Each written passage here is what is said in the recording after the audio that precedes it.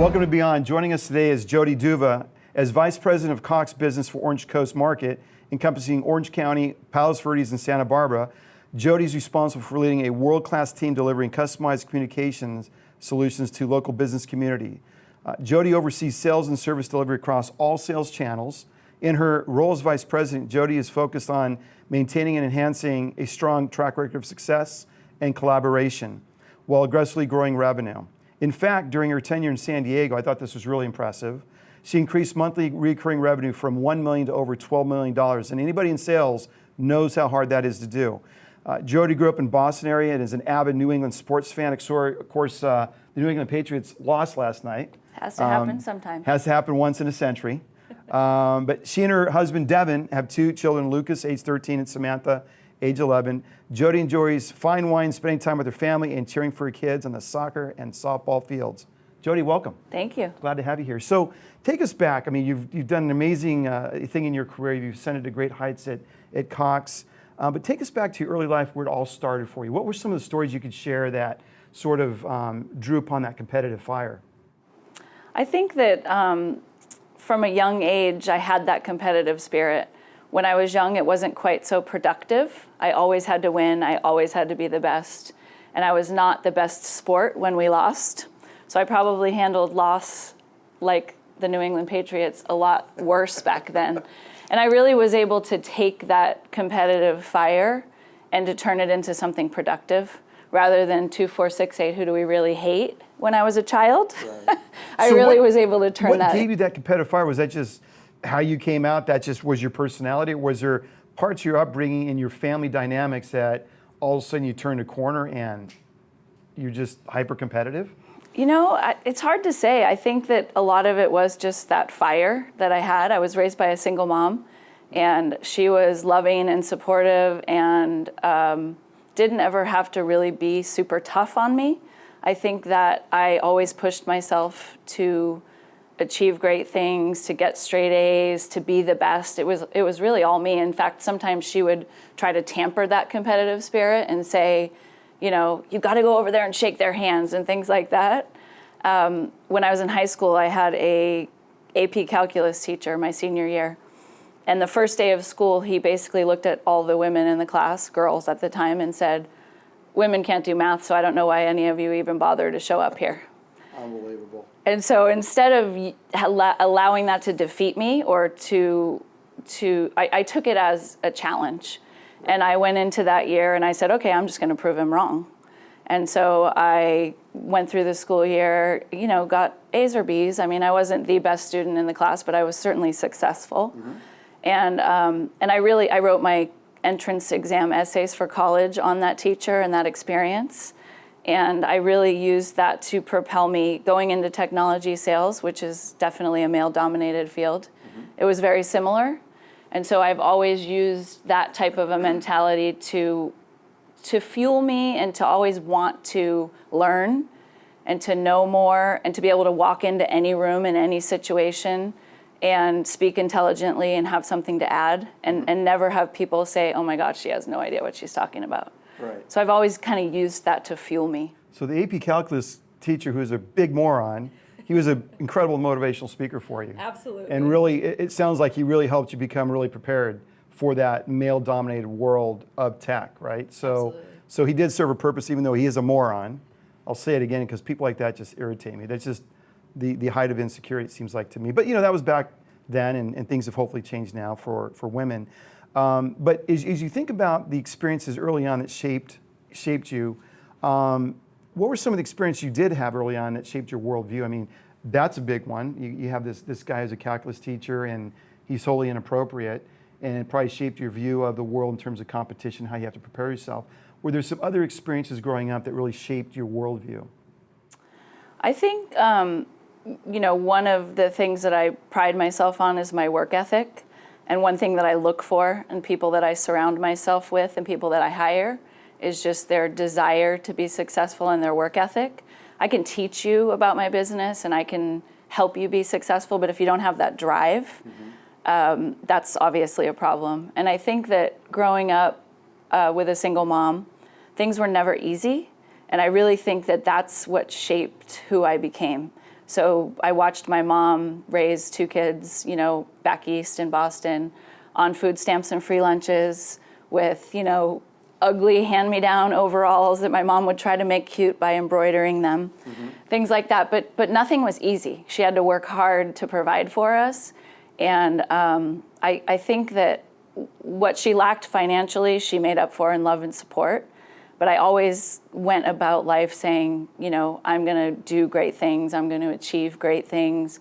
But I know I have to work hard to get it. Nothing was ever easy. Nothing was ever given to me. Yeah. That's powerful, and hats off to your mom as a single mom. That's one of the hardest roles. You don't have the money. You worry about your kids getting in high school. Will they have bad influences that take them off the track? Because you're a single mom, you don't have that support. Mm-hmm. So what a testament to her character and integrity. So let me ask you that question. How in high school were you able to stay on the rails? There's a lot of distractions. There's a lot of temptations. Was it the loyalty you had to your mom and that she's worked hard, she's played by the rules, and done her best to provide for us, so therefore I want to honor my mom and not disappoint? Or in your mind or heart and soul, what was it that allowed you to stay on that track? I think it was a combination. I think I mentioned earlier, some of it was the way I was wired. I was very competitive, so I needed to do well. I needed to be successful. So in high school, I think what drove me, I played basketball and soccer in high school, so there was the competitive sports side of me, but then also getting into a good college, getting a good job, making a good living. All of those things were really important to me. So I always worked hard to get good grades and to stay on track so that I was positioned to be successful in my personal life. And I knew that without that focus and that determination, that I may not achieve success as an adult and be able to support myself and my family, and that was always really important to me. Fear is a good motivator, and it's interesting, you go through this really austere experience growing up, not a lot of money, not a lot of resources, and that would definitely shape a worldview. And on one hand, you could take it to where you say, I'm going to give up and quit because life's not fair, or you can rise above it and take the opposite direction, which you did. And that to me is just a remarkable story. And I think sometimes the greatest setbacks in our lives, or the biggest challenges, are actually the biggest gifts, because it shapes who you are today, your motivation, your awareness of not having versus having, that relativity. And it sounded like it was actually a gift in disguise. Absolutely. Probably didn't know it at the time when you're in 8th grade or 12th grade, or trying to puzzle some pretty key points in your life. So, Boston's an interesting town. Back in the day, that's a pretty tough place. There are tough people back there in the East Coast. A little different than California, I think, growing up, right? So can you take us back to some of the lessons you've taken from your early life in Boston and how you apply those experiences to business? Sure. I think one thing that I've really carried with me is, if you think of that back east mentality, people are real, right? What they say is what they say, and that's what you get. And so I've always been very real, and I've never sugar-coated things. I've always been a very direct communicator. Sometimes that has caused problems, and you have to massage that a little bit and be a little more politically correct. And then the other thing that I really think growing up back east did for me was, you may not know this about back east, but at least the town that I grew up in outside of Boston was a small town, and people just made time for each other. They stopped by for tea or hot cocoa or a glass of wine. You didn't have to schedule a visit. You just popped in, said hello. The door was always opened. And people really helped each other out. Being raised by a single mom, I can remember a time when I was a kid, and we happened to have an extra TV. It was a big old box with antennas, and not fancy at all.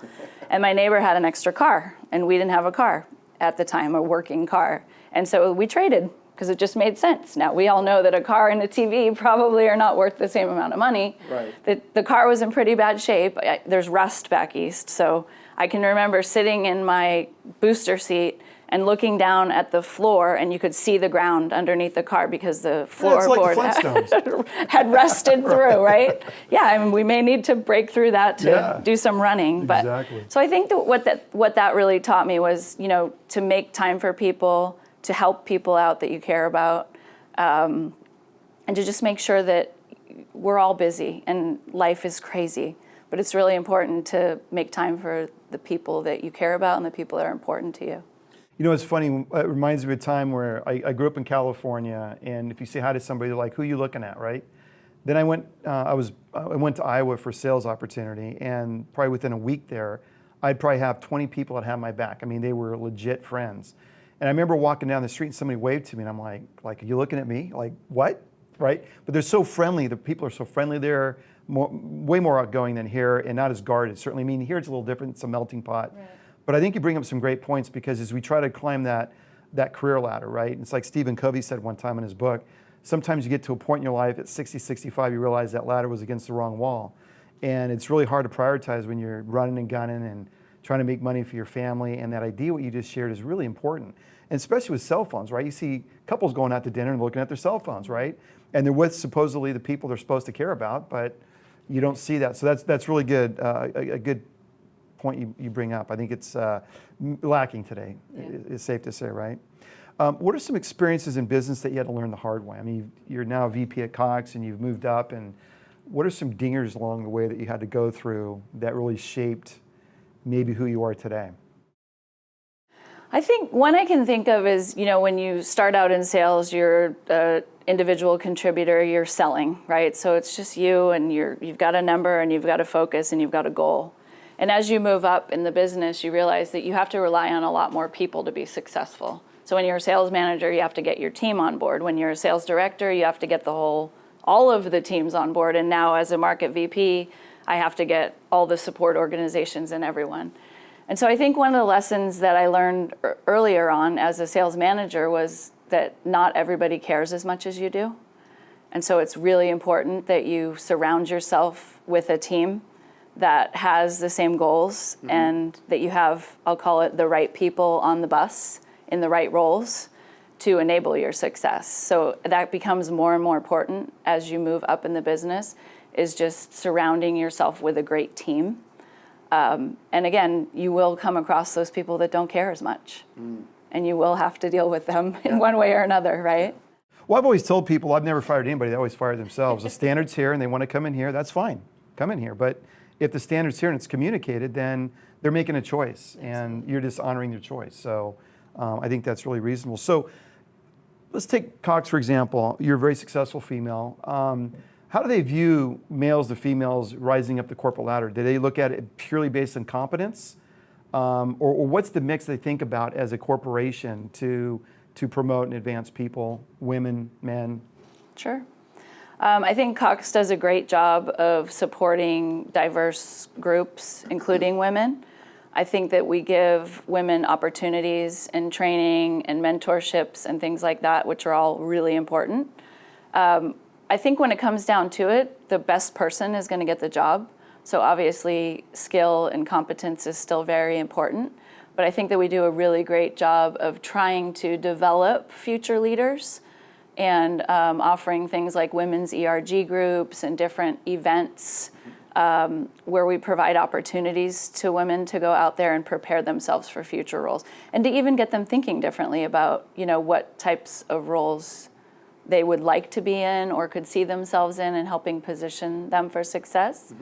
I mean, it is technology, and there are more men than women in executive roles, but I think that we do a good job and that we have good representation.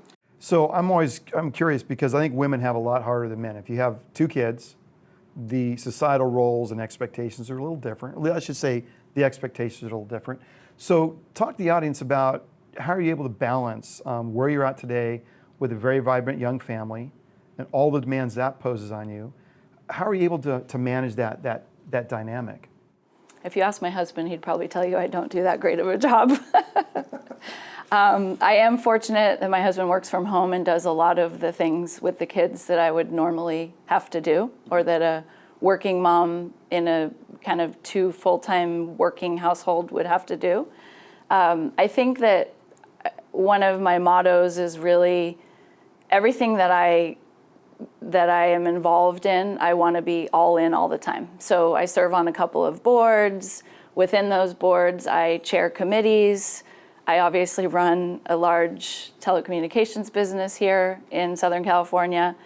And then I have a family that is extremely important to me. So I have to make sure that I make time and I figure out the balance. I mean, everything that I do at work and out there in the world and in the community is for my family, because I want to provide a better opportunity and more things than I had when I was a kid.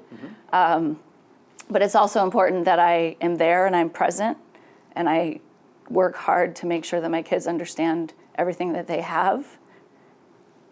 And sorry. It's all good. And that they're grateful for everything they have. Yeah. So I try to involve them in the community. They do volunteer work. And again, everything I do is for them. And taking on the legacy of your mom, on the shoulder of a giant your mother was. Awesome. I mean, that's heart-touching, and thank you for sharing that. That's not easy, but that's what it's all about. I mean, you have 2 kids. It's the legacy. It's the future. And I guarantee you, they look at you today, and you don't have to say a thing, and they've got a very clear picture of a good, awesome, excellent pathway to pursue. And sometimes it's hard you miss that in the weeds when you're in the middle of the fire and the fight and the busy schedule of raising kids and taking on this very responsible role at Cox. Yeah, sometimes you can lose sight of that, but that'd be my opinion, because I've had 3 kids and I've been through a few cycles. So I have to be reminded sometimes. No, I mean, put the phone down, get off your email. It's hard to do, because if you're type A and you want perfection or excellence in everything, that's like Stretch Armstrong to the nth degree, right? So what was the secret what was your recipe for success or growing revenue from 1 million to 12 million in San Diego? I mean, there's going to be a lot of people from sales looking at this, and people that aspire to be sales managers, and people that have ideas of how you drive sales, but that's a huge accomplishment. So take us through some of the recipes for success that you employed to take, nascent revenue to nothing, from nothing to something. Yeah, so I think, and that was a long time ago. So we were a very small division of Cox Communications back then. The business services group was kind of just getting started. I think it's a few things. First of all, it's focus and hard work. I mentioned before, I mean, it wasn't easy, and it's hard to grow revenue, period. But when you come into a new business, you have to have a really strong game plan and a lot of focus. And so I think back then, there wasn't a whole lot of structure when I took over that organization, because it was so new. And, we really just dug down and came up with a really strong game plan to attack the market, to go after, customers that we could serve well, that were what we would call our sweet spot. So where we could provide something that was of value to them and help them run their business better, right? Not everybody's going to be a fit for you, no matter what type of sales you're in, right? There's going to be that customer that you can really help, that's a great fit, and then there's going to be other customers that aren't. So it was really zooming in on what was that segment or that type of customer that could benefit most from our services, and then making sure that you have the team in place to attack the market and to do that. So I hired a whole team and built that team up, and again, structured them in such a way that you had the right people selling to the right types of customers. You certainly don't want, a really young, hungry, aggressive sales guy that doesn't know a whole lot knocking on the door of some Fortune 500 company trying to sell them services. So it was really just setting that groundwork and that foundation with a lot of structure. Now, was Cox a mature business at that time, or were they on the upswing? Were they a new entrant and they're trying to grow their market share? So Cox Communications has obviously been around for many years. Cox Business is a division of Cox Communications, and we sell B2B.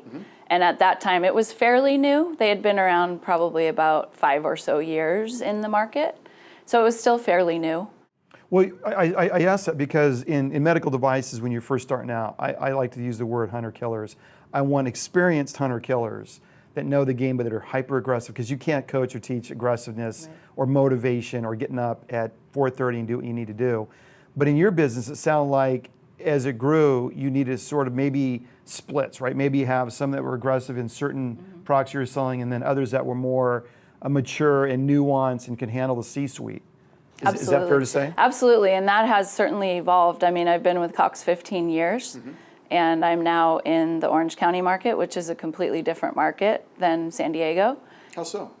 So Orange County is a very mature market for Cox Communications. We are very well built out. So from a fiber perspective and serviceability perspective, Orange County as a market is small for us. It's basically from the north side of Camp Pendleton up to about Santa Ana. We have very, very good coverage in that area, but we also have a lot of customers.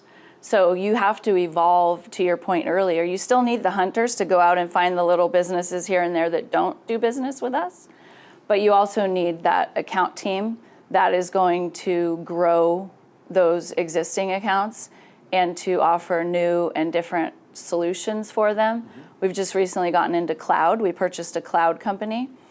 So now we're having to retrain and teach our people how to sell this totally new technology and to get out to our customers and to change the conversation with our customers. It's no longer just about selling you an internet connection, a data pipe, a phone line. It's now, how are you storing that data? How are you protecting your company? What security measures do you have in place? What are you doing for email? All of those things. It's a completely different conversation. Full suite of services. Yeah. So how do you keep your customers? I mean, there's a lot of people in your field that you're competing against. Once you get a customer, what is the recipe to keep that customer? Is it simple or is it nuanced, or are they always being pulled away from your competition? I can't share all my secrets. Okay. I'm kidding.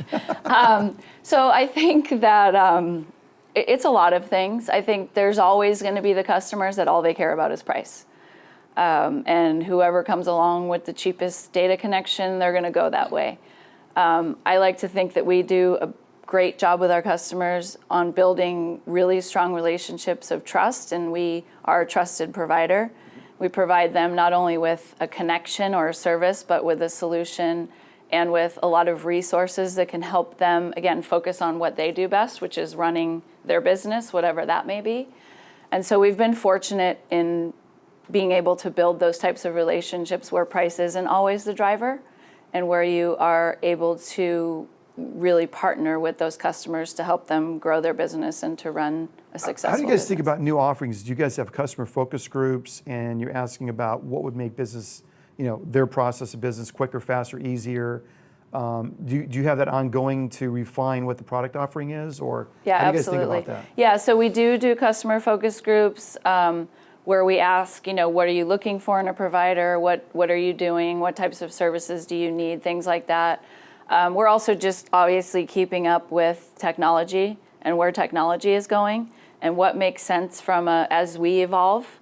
So as we go from, phone lines and internet connections to now we provide a hosted phone system where we're providing the hardware and the phone line.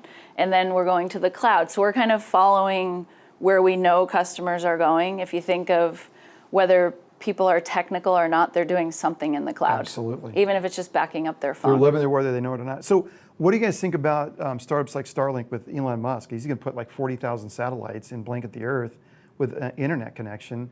How does your business think about, is that a threat? Is that an opportunity? How do you guys think about that? You could look at it either way. I think that there's a lot of risk with satellite and the coverage isn't as secure. Those are going to be shared connections, whereas if we run fiber to a business, that's dedicated, that's it, you're guaranteed, that's your connection. But they're going to be taking business, so you guys have to react absolutely. to it. And we will find ways to position products and services and, again, offerings and bundle offerings together to make sure that we're meeting the needs of our customers. Use the satellite for backup. Use the fiber line for do you want to run your business on a satellite connection that may go down? Mm-hmm. If you're smart, you're running a business with both, right? You have a backup and whichever one's the backup, right? Yeah. You have a primary and a redundant solution so that your business never goes down. Yeah. Because we all know that, back in the day, if your internet went down, it wasn't that big of a deal. It is now. Business comes to a screeching halt. So let's say it's a solid system from StarLink, and that way you can go into Africa and the hinterlands and start opening and expanding your business. I think it could be really interesting worldwide as you guys think about your business model, what that could mean for you guys. Let's say it's, because there's a lot of satellites used in the military that's very secure. Mm-hmm. So if they can make it work, I think it's an exciting time for your business because to me, they just provide the access and you guys can package it in ways that really benefit your customers. Absolutely, and we do provide services over other people's connectivity today. So it doesn't have to be our connectivity. Yeah. So we can provide service to you here, but then you have locations in a remote area and you want our hosted phone system, we'll send you the phones. Yeah. Hook them up on someone else's internet connection and go. So it absolutely makes sense and expands the reach. And it's great for certain areas where it may be remote, harder to get to, harder to build to, things like that. What's the biggest challenge in this business? I guess I'd say Or the thing that keeps you up at night? probably competition and just making sure that we are competing and that we're continuing to improve ourselves and to be what our customers need and to bring value so that we can maintain those relationships and continue to provide the great service that we do today. Yeah, that's awesome. How would you describe your leadership style? If somebody was working for you and they're at another competitor today, how would they describe your leadership style? I guess I would say that I am definitely engaged and hands-on, but I'm also supportive. I know that they would tell you that I expect a lot from them, but that I never ask them to do something that I probably haven't done or definitely wouldn't do myself.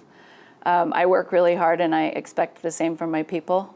So our motto in the office is all in all the time. And if you don't want to be all in, then that's fine. You don't have to be here. Right. So I think that I go about my life and my work with that motto, and I want my people and the people that I surround myself with. And of course, you lead by example. Absolutely. So what role did this play in shaping the advancement of leaders who've worked for you? I mean, you have a certain philosophy and style, and you've had people underneath you that have advanced in the organization. How's your leadership style impacted those advancements, would you say? I'm hopefully well. I mean, I've had a lot of leaders move into other roles and even in other markets into senior leadership roles.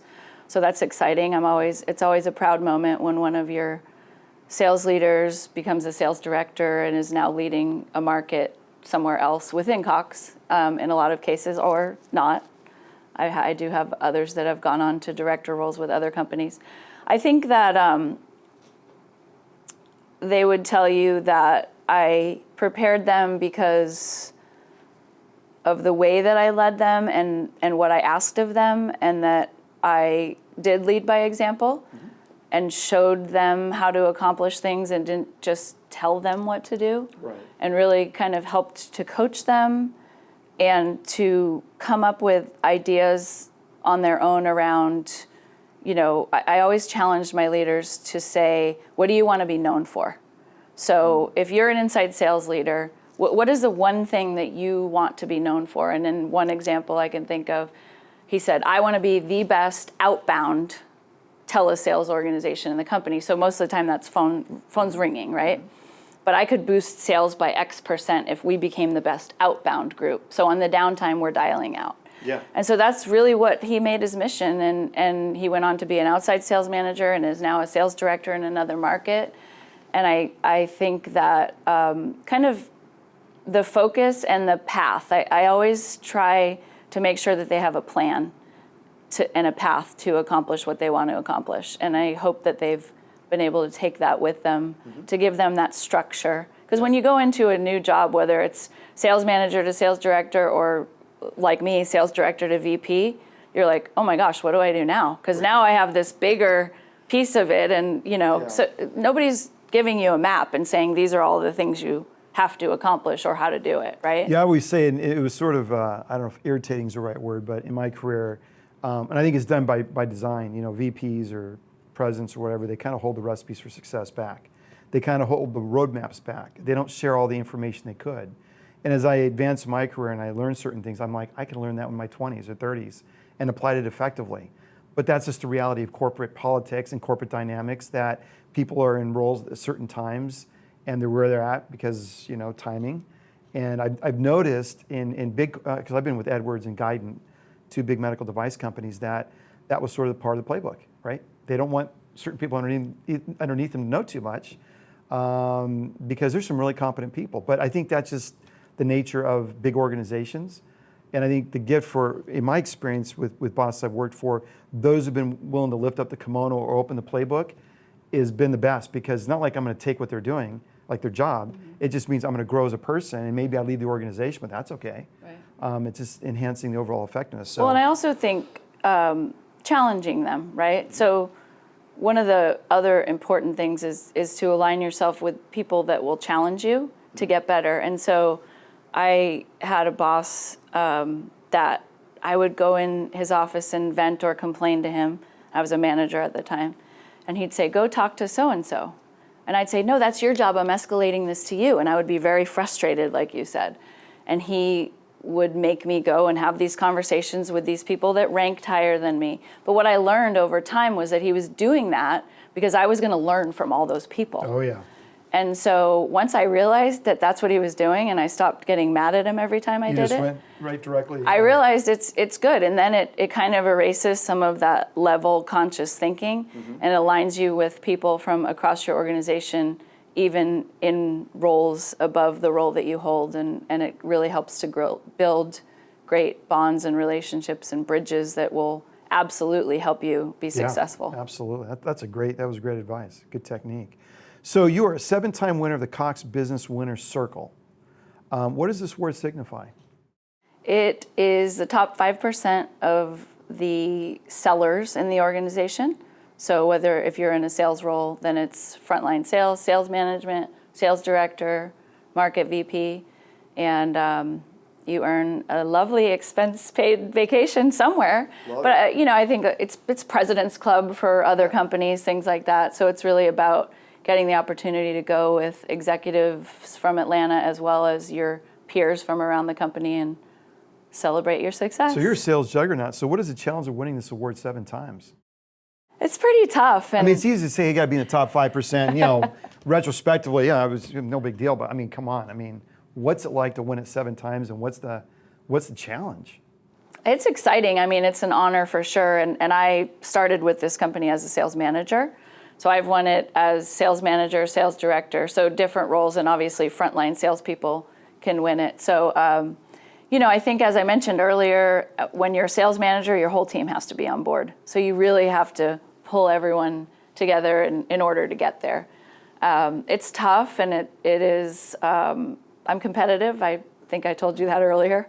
So it's taking that competitive spirit and kind of lining out the goals and figuring out where you need to be to get there, and they send out monthly rankings. So when you don't see your name in that green section at the top, it's not a good feeling. Not a good day. So you have to figure out how to get there. Yeah. So is this 7 incarnations of you, or 7 different versions of you at different levels in the organization? So I have one in both the sales manager and sales director level. I have not yet gone as a VP. That's impressive. That's 7 different sort of experiences and life cycles of career experience, and you've demonstrated performance and success at every level. That's huge. So you've been recognized by the YMCA, the Orange County Business Journal over multiple years. On top of those accomplishments, you serve on numerous boards. You mentioned that. How do you balance the challenges of being a VP at Cox, a mom, with your role in the commitments you have to these boards? You're doing a lot of things. You're balancing boards, being a mother, being a VP. How do you do that? A lot of caffeine. I think, as I mentioned, mentioned, no coffee. I think you said earlier, no coffee. Yeah, I'm not a coffee drinker. Still like the caffeine. Yeah. I think, again, it's structure and accountability and making sure that you get the things done that you need to get done. I mentioned it before, but if I'm going to do something, I'm all in. So I'm going to be fully committed. So it is a lot, and I go to a lot of board meetings and a lot of community meetings and events. I have a great team in the office, so I can trust them and rely on them if I am away doing things in the community or at a board meeting. So we have a good partnership, and I have good leaders and good folks that are accountable to helping ensure our success. Yeah. At home, my husband's a great partner and helps me raise the kids and take care of them when I'm running all over the place. And he's running dad's taxi to practice, to the next practice, to the next practice. Yep. So But again, I think it's structure and focus and making sure that you lay out the goals, the things that you want to achieve, and obviously the things you need to get done. I'm a big list maker too. I make a lot of lists. Well, with the involvement you have, I think that's probably warranted. It's probably smart. What advice would you give your 25-year-old self? Oh, that's a tough one. What was I doing at 25? What were any of us doing? One of the things that I wished that I had learned earlier in my career was to get a good mentor. I think that that's really important. And Cox does a great job there, and we have a lot of focus on mentoring at all different levels within the business. I remember when I got my first mentor at Cox, I thought, why did they put me with this person? They don't know anything about my part of the business or who I am or what I do. And what I realized was that was actually helpful because she had a completely different perspective on everything and was really able to help me zoom in on the things that I needed to focus on and work on from a, completely different level than someone that worked in my business that really kind of knew what we were doing. So just different ideas, different perspectives. And so I think that's really valuable to people. No matter where you are in your career, getting a solid mentor that will spend the time giving you advice and helping you kind of identify opportunities and paths and things like that. I wish someone had told me that sooner. Yeah, right. Because hey, at 25 you knew it all. You're going to just take on the world and kitty bar the door. So is it hard with today's millennials and these generations when you bring these people in? Is there a challenge managing this generation of talent? I mean, you hear a lot of stories in the media, and they're a little distracted with their phones and social media and what they expect. Yeah. I was talking to a local medical device company, and it's like, you get these guys coming in here and they think they should be the CEO in a week. I mean, their expectation is just nuts, right? It's bonkers. In some cases. Yeah, so is it hard from human resources to bring talent in that's legit, that's locked in and focused, or is there some creative managing that goes on? I think both. I mean, I think that Cox does a good job of trying to get out there and study those trends and the things that we need to do as a company to attract the millennials and to attract different generations of workers and to be a good place to work, not just for the people that have been there for 15 plus years like me, but anyone who wants to come and work there. And then I think on the sales side, as you know, it's tough to find good salespeople, period. So I don't know if it matters if they're a millennial or Gen X or whatever. So I think, you definitely go about that recruiting process the same way, but you do have to be flexible in understanding what makes those people tick, right? Whether it's a millennial or not a millennial, someone who's been there for 20 years or whatever. I think in sales, that is kind of a natural thing, right? What motivates that person may not motivate that person. And so you really have to understand that. I do share some of your opinions around, they think they should be promoted after, a couple of months or one big sale. I have a brother who's a millennial, so I argue with him on that all the time because he thinks he should be CEO even though he's in this management training program at his finance company. So it's definitely a challenge, but I think it's a good challenge because it helps us as a company and obviously other companies out there to evolve and to be supportive of the new workforce that's coming in. I can't even imagine, my son's 13, so pretty soon I'm going to have to start getting him to think about what does he want to do, although I'm pretty sure he's going to be in sales because he's just like me. Yeah, well, that's great. So, from Cox's perspective, Apple, Google, I've heard Elon Musk talk about the need for college degrees. I think they're important, but Apple and Google are sort of changing their policies on the need for a college degree. How does Cox think about that? I mean, you look at a workforce and where people are at, you get some really talented people that haven't gone, quote unquote, through college, although I think it's a great experience. Are they changing their policies or focus on the kind of people they bring in, entry level, or is there just some roles that you have to have a college degree for, or how do they think about that? It definitely differs by the role. So you certainly don't need a college degree for plenty of the jobs within our company. But you hit a ceiling if you don't have one? I think that also depends. And I think that we're absolutely looking at those things as, we have a whole team on the people services side in Atlanta looking at things like, again, how do we position ourselves for success in this new environment with millennials, with all these things changing in the workforce. So I leave that to all of them, but there's plenty of jobs within Cox where you don't need a college degree. Mm-hmm. And then I think in a lot of situations it may be preferred but not required, and a lot of it will be based on experience and success and things like that. Mm-hmm. So people have plenty of opportunity to come in, do a great job, and move their way through the organization, for sure. Sweet.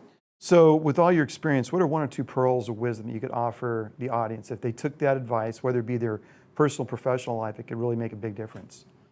One or two pearls of wisdom. I guess the first one, which kind of is what fueled me and what started me on my path, is just don't let anyone tell you what you can do or what you can be. And I think the second one is probably, don't be afraid to take the less traveled path. It may be lonely, but there's also goodness to be found there. And I always like to tell people, just be comfortable with yourself and who you are, and just be yourself, because I like that quote that's be yourself because everyone else is already taken. Right. But you have to be comfortable with that. Yeah. So you really have to be comfortable and confident in your own skin, and I think that is really important for anyone in any role that wants to be successful and achieve great things, is to just be comfortable with who you are. Yeah, that's great advice. Who's that person that's had the most impact or influence on your life? I guess I'd have to say my mom. Shout out to Mom. Great job. No, that's huge. A single mom, that's hard to do. Is there anything you'd like to share with the audience that we haven't covered? I think you learned a lot about me. I think, I would just say I live and work in an amazing community. I have an awesome team, work for a great company, so I'm grateful. And I have an amazing family at work and at home, so thank you. Yeah. How can they learn more about you, or where can they learn more or find you? It's a secret. Secret. Okay, it's classified. LinkedIn. I'm on LinkedIn. Okay. So. Awesome. So just look for Jodi Duva on LinkedIn. Thanks, Jodi, for coming on. Great conversation, very inspirational, and congratulations on your success thus far. Thanks for having me. I'm sure it's not the end of the story by any stretch of the imagination. Thank you. Thanks. That's it from Beyond. You can find us at Beyond Ben Bobo on social media, and of course on our website, beyondbenbobo.com. Until next time, remember, becoming is better than being. Thanks for coming on. That was awesome. Thank you.